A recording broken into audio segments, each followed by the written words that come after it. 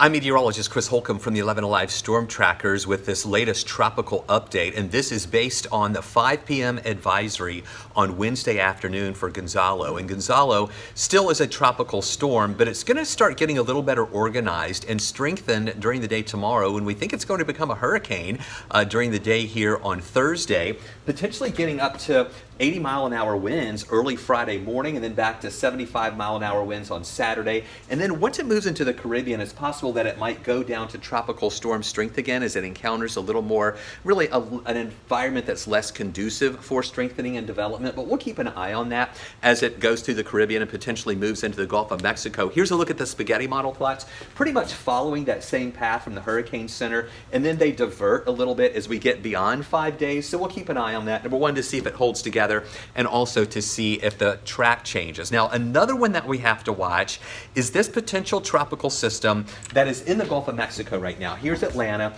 This is centered south of the Florida Panhandle, and today the National Hurricane Center upped the chances of this developing. They're now giving it a 70 to 80% chance of development, and if it does develop into a tropical storm, the next name on the list would be Hannah.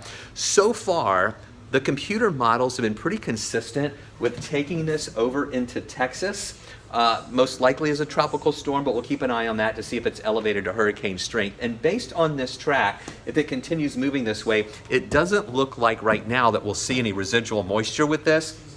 But often what happens when we get tropical systems in the Gulf of Mexico, sometimes they can send us some moisture. At this point, that doesn't look that promising, but we'll keep watching this for you as it develops and as it tracks over to the west and let you know if there are any changes with that. Watch 11 Alive for more updates. We also have updates on 11alive.com and Facebook and Twitter.